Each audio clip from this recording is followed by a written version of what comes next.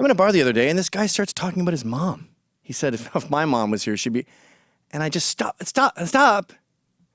I said, never, ever talk about your mom, okay? It makes you sound like a mentally ill virgin. It makes you sound like Adam Lanza or something.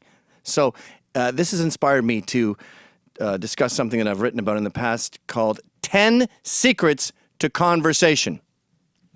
I'm British. I come from a pub culture, and that's very talky. I find Americans aren't very talky. There's some problem with American conversations, and a lot of the time they're trying to get something out of you, like, oh, you went on that trip? What was it like? How much was it? It's sort of like everyone is a consultant now. No. That's not what a conversation is. A conversation is like a board game. It's like playing Monopoly, and you should sort of tool around with some thoughts and juggle them around, and then have something at the end. It's not about you giving to me, okay? Rule number 1, don't talk about your mother, okay? I don't want to hear that word ever out of your mouth. You're never going to get laid if you discuss your mother. And your dad. I don't want to hear about your dad hasn't heard of, doesn't know who Lady Gaga is or something. That's profoundly dull. Everyone has parents. Everyone's parents are clueless. Everyone's mom is the same. Shut up, okay? Number 2. Stop saying like. Holy shit. When did this country turn into the Frank Zappa song Valley Girls? This is getting embarrassing. And I'm not just talking about 19-year-old girls. I'm talking about men. I'm talking about millennials especially, but men in general, humans in America and Canada, in the West, in Britain, they're like...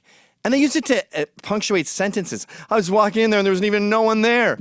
Like, or they just replace entire words. They'll go, so I was like, and he was like, and I say to them, you are a retard. You can say, I said, and half the time, by the way, when they use the word like, it's for something that is not similar to something.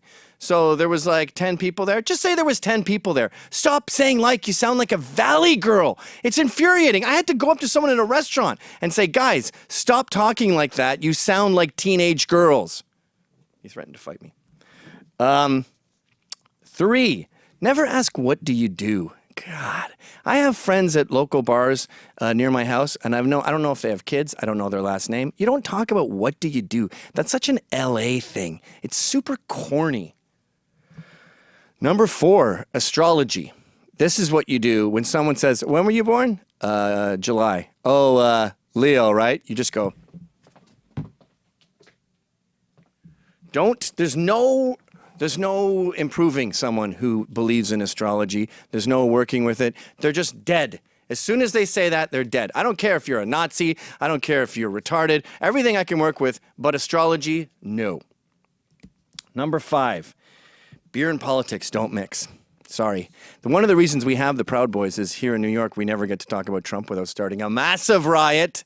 So we have one time a month, we go to a bar and we all get together and we can just barf all our Trump, immigration, build a wall, look at the Dow, real estate's fucking rocking, this is the best time to be alive ever, freedom, Constitution, blah, blah, blah. Otherwise, when you bring it up in a bar, it gets heated, and then people can't control their emotions because they're drunk. And the next thing you know, someone's doing this thing with the fingers right like that, and it's going to get violent. Which brings me to number 6. Keep it light. This is where the Brits really shine. They can do counterintuitive thinking, and they can take devil's advocate positions because they're good at conversation. It's fun for them to play around. Like with Roosh V, when he said, you know, if women couldn't charge rape after they had invited someone to their home, they'd be a lot more careful about who they invited to their home. That's a dangerous, counterintuitive, weird thought process. It's a thinking game. And he's right, by the way. But everyone took him so literally and assumed that he wants to advocate rape. He wants rape to be legal because they're not capable of playing a mind game. Here's a good one that a lot of Brits do. You say, would you rather be buried alive or drowned? That's an ideal conversation.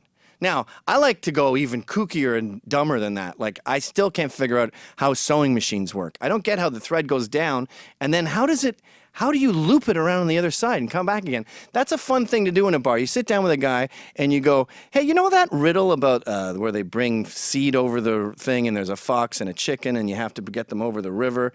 And then he can't really remember it either. And then you both piece it together, maybe even pull out a piece of paper, a napkin, and you figure out what the riddle was, and then you answer the riddle. See? It's just like mind games. It's like Sudoku. Number 7, no technology allowed, no phones. God, I see these guys, when one guy goes to the bathroom, the other guy goes, oh, good, I finally get to check my fucking Twitter. Keep your phone in your pocket. Even if you go, what's that place at the bottom of Africa where whites are being murdered? And you want to pull it out and pull up your maps, the reception sucks in this bar. It's going to slow down everything. It kills the conversation. Don't look it up. And this is especially true with old guys. Hey, dads, you can never remember anything. My dad will be having a conversation. He'll go, who was that guy? He was an actor. He was James Bond. His name was Shin. And I'm like, just make up a name and keep moving along with the story, please. You want to keep everything moving. It's like Little League Baseball. I always say to the kids, just swing. Stop being a snob and letting all these strikes go past you because they weren't in your wheelhouse. Just keep it going, kids. Swing, talk, and phones kill conversation. Number 8, you only get 2 minutes to speak. So if your kids are taking music lessons or something, I don't know why you're talking about your kids. No one wants to hear about your kids. Stop showing the bartender pictures of your kids, by the way. She doesn't give a shit what college they go to. God, you're dull. But I've noticed someone will talk and they'll tell me like the whole history of their kids' music lessons until we're sort of done. And I know everything there is to know about their daughter's piano lessons. And I go, I shouldn't be an expert on that. You only have 2 minutes. So you talk for 2 minutes, this person talks for 2 minutes. You talk for 2 minutes, and that's the maximum. I'd like a few 10-seconders in there too, some funny quips and rude insults. And that, I'll get back to that with 10, but number 9 is it's not about you. So you may talk about yourself a little bit, but there's this tendency, especially in America, where someone will say, there was a crazy thunderstorm yesterday. And they'll go, yeah, the worst thunderstorm I was ever in was in Thailand. We're on vacation. And everything goes, well, how does that reflect me? What's my contribution? Me. And that's not fun for other people. They're not interviewing you. You're not Madonna. They don't care about your personal life. We should be talking about things external to all of us and learning from it. And that brings me to number 10, which is the most important one. You should come to a conclusion. So say you come up with some dumb theory like, I bet you little brothers are better fighters generally than big brothers because they always got beat up by their big brothers. I bet if you researched it, then you'd discover like the top MMA guys all had big brothers. And this is just a hunch. I just made that up right now. And then the other guy contributes and he goes, yeah, you know, I remember there was a Muhammad Ali had 2 older brothers. I don't know if that's true. And that goes around and around. And then you come to a conclusion. I think you're right, Gav. Or I think you're wrong, Gav. It's the reason people end up being good fighters is they come from a dangerous area and they grow up fighting. It's nothing to do with siblings. There, we have a conclusion. So it's like we did this little research team and we come up to something. That's how it goes. You do your little 2 minutes, you come up with a dumb conclusion, and now you're smarter for it. That's what a conversation is. It's just a fun game, and it's not about you, and it's not about your fucking mom. Hey guys, thanks for watching. Please subscribe to Rebel Edge, where you can find all the videos that are exactly like this one, but different.